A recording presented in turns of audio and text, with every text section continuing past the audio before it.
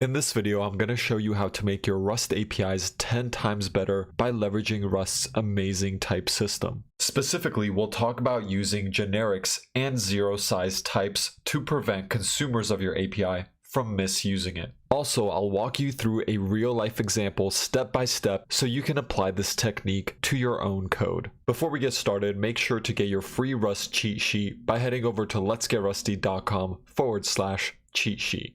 Imagine we are building a library for a password manager. We expose one public struct named password manager, which contains two private fields, a master password and a hash map of usernames and passwords. We've also added some functionality to make password manager useful. A constructor function idiomatically named new, the unlock and lock methods, a method to list passwords, a method to add passwords, a method to get the encryption algorithm used, and a method to get the version of the password manager. With the API of our password manager defined, let's see an example of how it will be used. First, we create a new instance of password manager. Then we unlock the manager by passing in the master password, list the passwords in the password manager, and finally lock the manager again. This is how the API is supposed to be used. Before listing passwords, we must first unlock the manager, and once the manager is locked, we can no longer list or add passwords. However, there's nothing preventing users of this API from misusing it. For example, we can call these functions out of order. Or we can call functions consecutively, even though it doesn't make sense.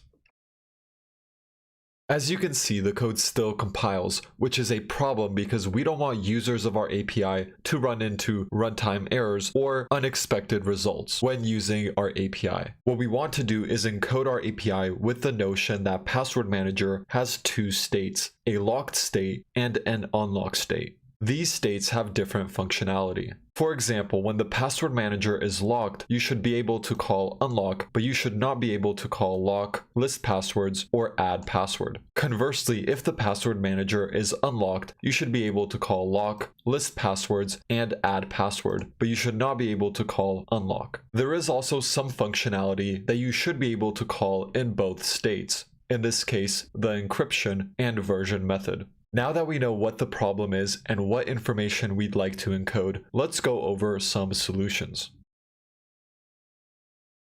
The first solution is to add some extra state to the password manager. In this case, we can add a new field called locked, which is going to be a boolean.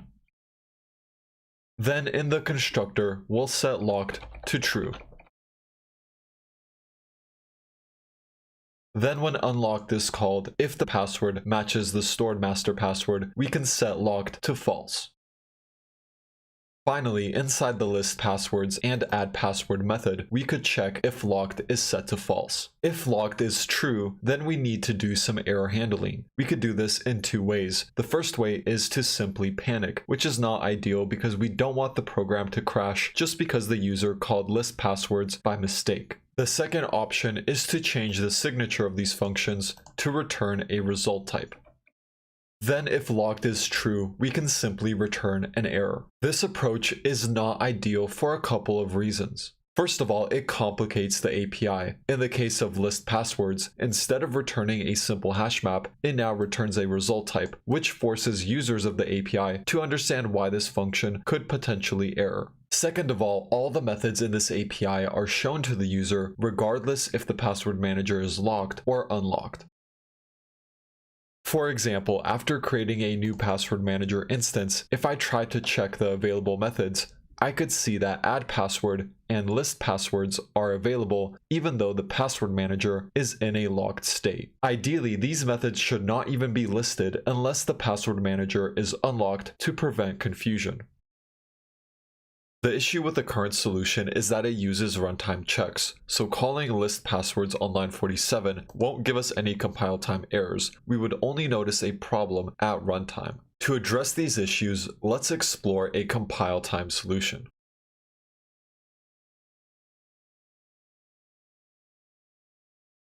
Instead of having one password manager struct, imagine if we had two structs, a locked password manager and an unlocked password manager.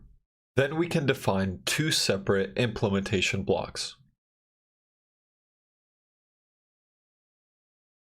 The locked password manager will contain a constructor function and the unlock method, which will return an unlocked password manager.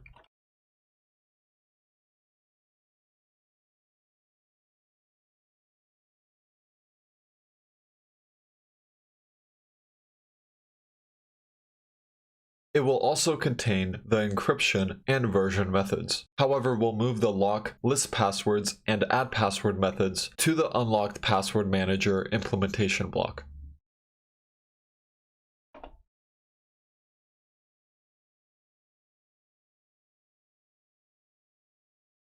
And we'll implement the lock method, which returns a locked password manager.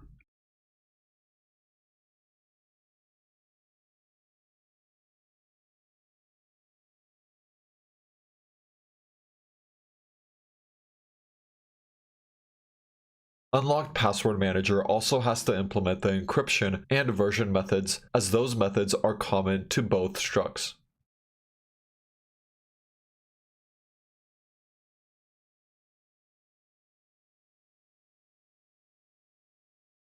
Now that our API is updated, let's see how it would be used in main. First, we'll update password manager to locked password manager. This automatically gives us an error on line 66 because the list passwords method is not available on locked password manager. If we take a look at the available methods, the only methods that are available are encryption, version, and unlock. This is great because users only have access to methods which make sense in the locked state. Let's go ahead and fix this code by calling unlock first. We'll also save the return value of unlock in a variable called manager, which will shadow the original manager variable. Now that manager points to an unlocked password manager, we can call list passwords on line 67. We cannot, however, call unlock on line 68 because we already have an unlocked manager. We get one last compile time error on line 68 because we're calling lock, which requires a mutable reference to self. However, we have an immutable manager instance. Let's go ahead and update the lock and unlock methods to consume self.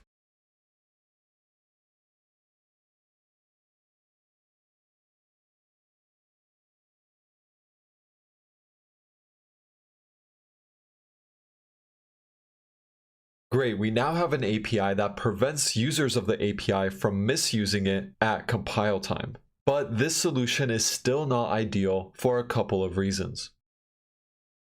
Notice that there's quite a bit of duplication going on. Both of these structs contain the same fields, and we need this to be the case so that this information is preserved between state changes. Both structs must also implement functions that are common between both states, in this case, encryption and version. We want to preserve these nice compile time checks without the need for all this duplication. Rust allows us to achieve this using generics and zero-size types. First, let's revert back to using one struct called password manager. We'll also create two unit structs to represent the locked and unlocked state. Next, we'll add a generic parameter to the password manager struct called state and default it to locked. We now get a compile time error which says the state parameter is never used. Consider removing state, referring to it in a field, or using a marker such as phantom data. In this case, we want to go with option 3 and use phantom data. So we'll add a new field called state and set it equal to phantom data. Our struct is now error-free, but what exactly did we just do? First, we added a generic parameter called state. When we create new instances of password manager, we must replace this generic parameter with a concrete type, which defaults to the locked struct, but it could also be the unlocked struct. This is beneficial because a locked password manager does not equal an unlocked password manager. These are two distinct types, which means we can implement different methods on each type, which we'll do in just a second. The cool thing about this approach is that we were able to create distinct types without needing to create a separate struct for each type. However, adding a generic parameter causes a problem. We have to use the generic parameter somewhere within our struct. The thing is, we don't really care about this generic parameter. We're only using it to create distinct types. That's where phantom data comes in. Phantom data is a zero-size type used to mark things that act like they own t, which in this case is state. By using phantom data on line 13, Password Manager will act like it stores state in the state field. However, at compile time, this field will actually be optimized away. That's why phantom data is called a zero-size type, because it takes up no space. We could go without using phantom data and simply store state in the state field and never use the state field. However, that would just be wasting memory. Alright, now that we have our password manager struct defined, let's update the implementation blocks. First, we'll change locked password manager to a password manager where state is set to locked. And the only method we'll put in this block is unlock.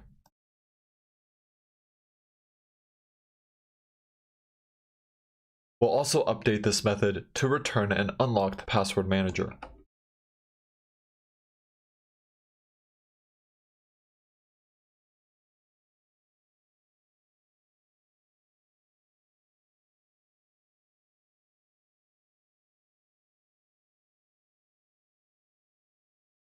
Next, we'll update unlocked password manager.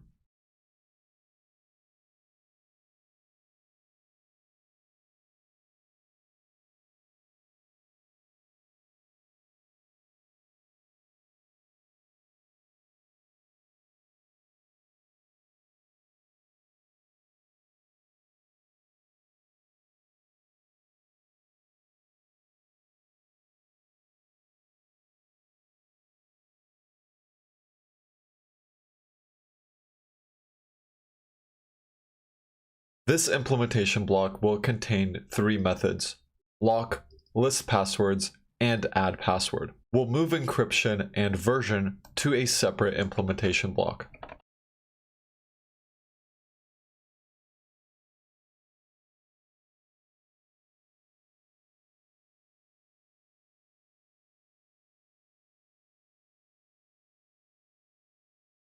Finally, we'll create one more implementation block with a constructor function.